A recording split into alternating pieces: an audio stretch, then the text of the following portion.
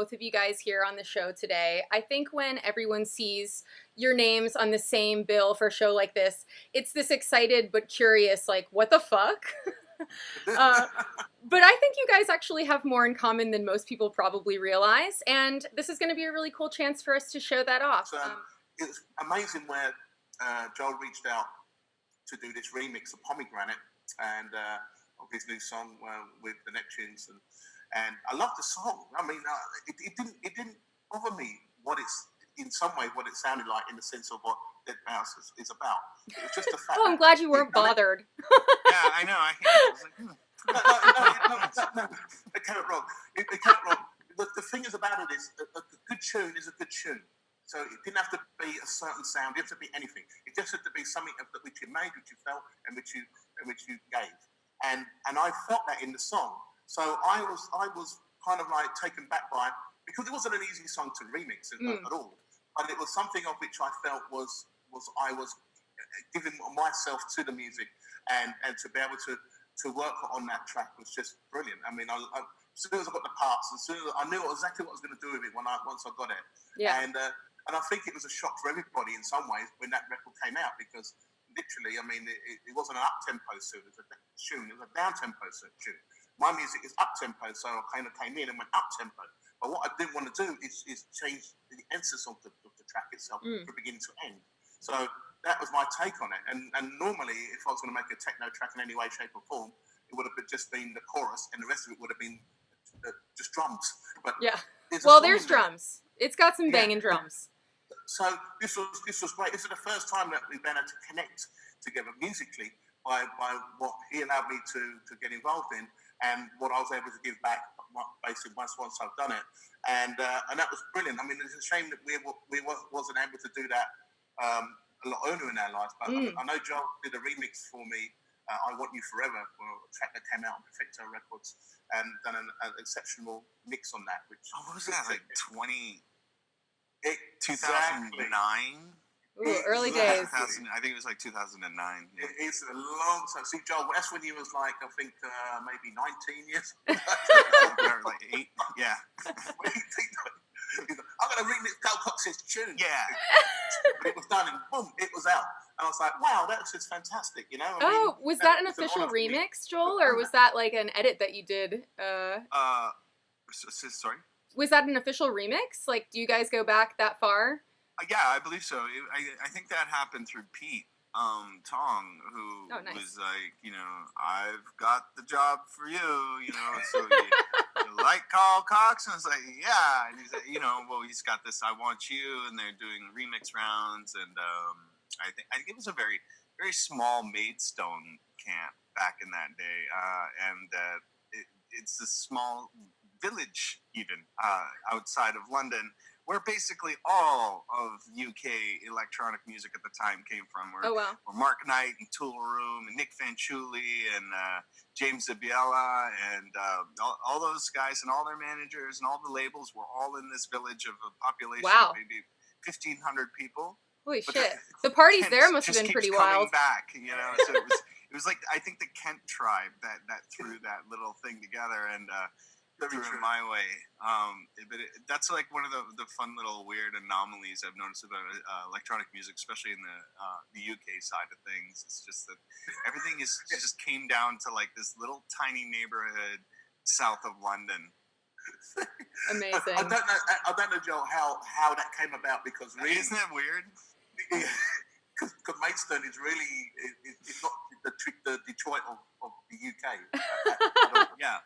Exactly. So when in 2008, when I signed, you remember Surge and Johnny Williams and those guys. So I'm you know, at home in Toronto, a little metropolis, and I kind of get, you know, these sugar plum dances in my head about what a major label is, and the big swinging labels of electronic music, and they're like, all right, boy, we're gonna sign you up to our label, and you're gonna meet you know, Nic Fanciulli, and so we'll fly you down to London so you can come here. I'm thinking I'm gonna be, you know, strolling around somewhere, you know, Brick Lane or something, some big very office picturesque. or something.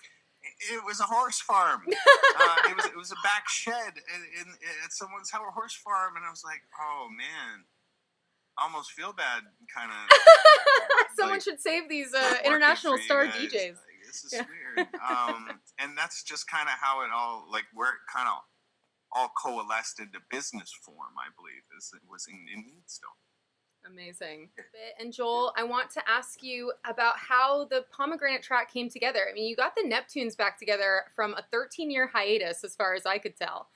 I don't think that was my doing. I don't know. No. I mean, Chad and Pharrell had that coming.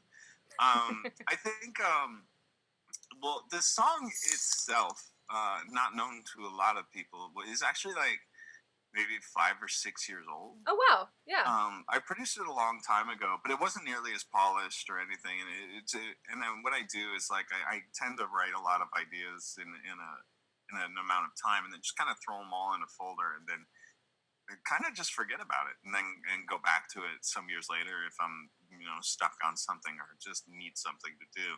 Sounds like classic producer behavior. yeah, your little scrap bin of snippets. And I remember hearing some stuff about Chad and Pharrell are gonna get back together, and they asked about you and this. Oh, nice. Oh, okay, so cool, but what do I have? And then I went through the bin and then just kind of found that and then sent that over to Chad. That's kind of where it kicked off there. Nice. But yeah, it was originally entitled Rupert. Rupert. Yeah. Nice. Of just, course. I'm not one for names, but I remember needing to file that and then just shoving it in there and then thinking like, man, what can I even do with this? Because like I don't sing, and it feels like it needs some of that. Have you tried? No. Well, yeah, of course I've experimented with that and just realized that I need to stay in my lane and sit behind the desk as opposed to be in the ISO booth. Yeah. Well, Kanye's not a very good singer, and it doesn't stop him. So dare to dream. You said it.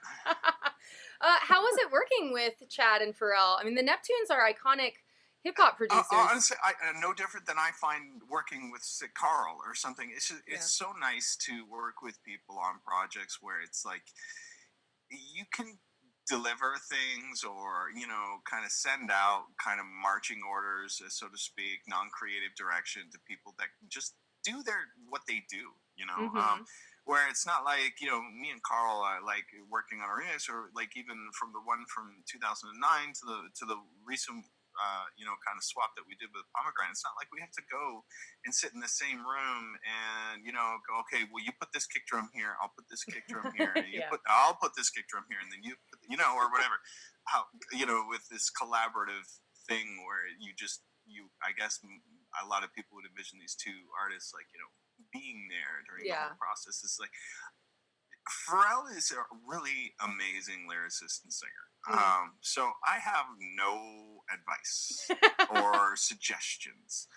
And Chad is a technical genius on the keys and music and all that stuff. So I, again, have no input, or there's no collaborative thing, but my talents lay in engineering and composition of that sound and rounding out a sound and recording and stuff like that. So I think they recognize that and could know that whatever we give him, he's going to, polish up and then do his thing. So there's it's a 3-tier approach in that respect, which was really cool to just go into a studio and not sit there and go, so guys, what do you want to do?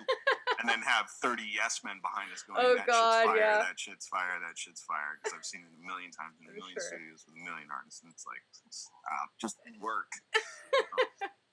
Why did we even rent a studio today? Carl, you're shaking your head emphatically. You've also seen the yes men? You see the nail on the head. It's like there's a nail and there's a it's so true. I mean, do you know what I loved about this track as well? Though it was so unexpected. I think it sidelined so many people, and I just love that because I think people they heard the record was coming, so people was expecting the deadmau5 sound or right. whatever they were. They start thinking about what they know deadmau5 to do, Pharrell hooks, like try to put them together. And then when it came out, it just people was like, oh. No, it's a great jam. It's a fucking jam. Like, what's happened? And I said, nothing's happened. What's happened here is that you've been sitting on a record for so long, you just want to release it. And that's what's happened. And it's a good song, actually. It's catchy. It's got a feel-good factor about it. It's just, at the end of the day, it's music, which is released, and there should be no boundaries to it. Yeah. And I just love that fact. When I was playing people the original track of the song that I was remixing, they were like, huh? Like, what do you mean? Huh? That's the song. Can't you feel it? And they're like, oh yeah, I kind of get it. And I'm like, you guys suck. I'm gonna give you what I think is my soul and my sound to the track by not losing any essence of the original track. And it's my version, my take on it. I just love the idea of that. I mean, if you listen to any of my music on any of my albums or anything, there's breakbeat, there's drum and bass, there's hard techno, there's trance. I try not to genreify myself. I love Latin jazz. I love funk. I love rhythm and blues. I grew up in the Tamla Motown era. I mean, I grew up with songs.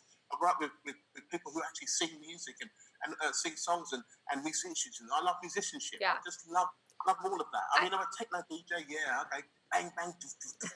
But at the end of the day, it's horses for courses. You know, I don't go home and listen to techno music. Yeah. I go home and listen to Tamla Motown and go, sweet relief. No. You know who the unsung kings of that are? Ulver. Yeah. They're right? Maybe Carl, you remember Ulver? A lot of people probably won't know this, but they were like the blackest of the black Norwegian death metal, and nice. Now they're basically a pop group. Yeah. Fuck off. But, you know, all very talented and did everything in between, including you know, big orchestral performance and all this stuff, and well respected. I mean, they didn't just say, you know, this black metal thing's not really working. Let's switch gears here. Let's stop burning they've churches. Had a very long career, but if you've kind of followed them, you know, from their beginnings to where they're at now, you'll just see the diversification in that kind of thing. And those are the kind of artists I feel like other artists enjoy working with. You know, people that can, you know, switch it up, metamorph into something different to suit a need in a piece of music or something. Yeah.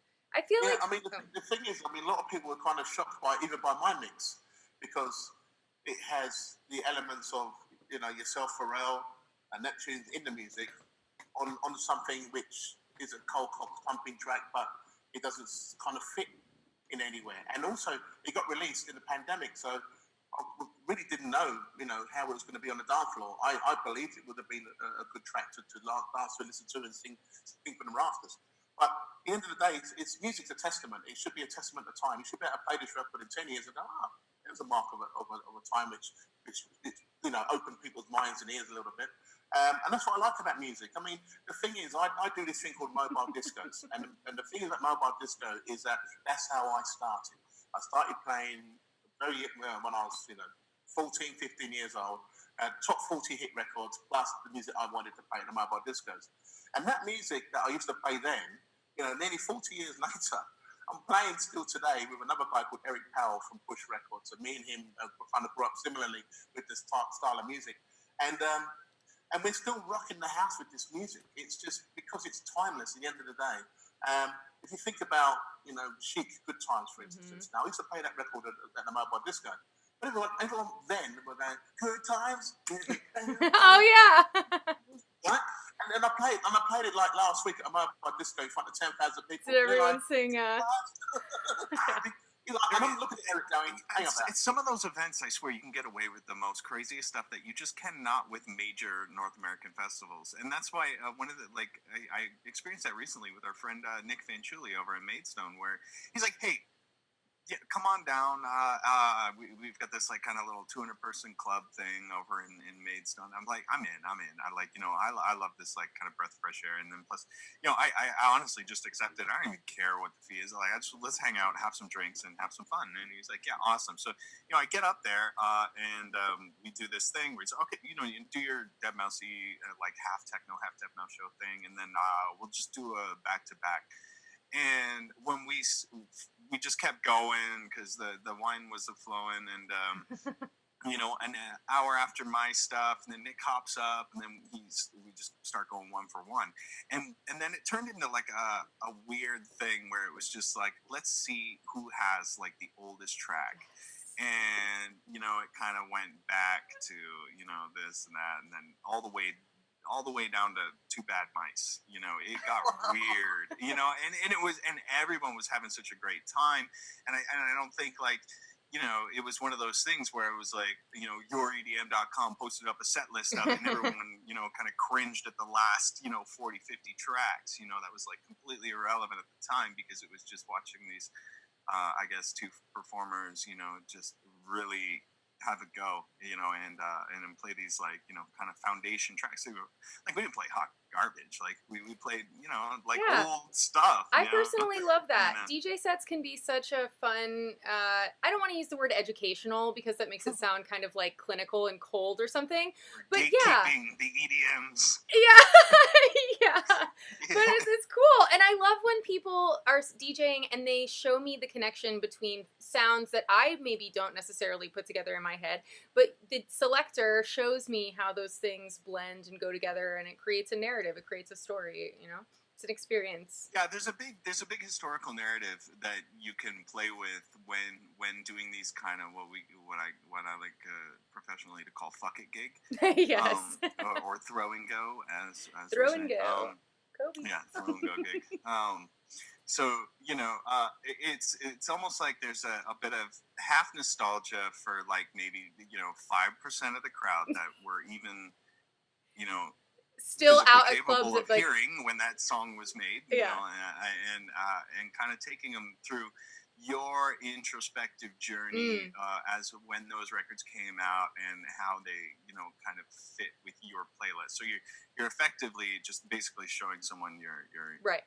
You were about. Look at all my records, which is what you do, Carl, on your Cabin Fever show. No, you're digging through your crates.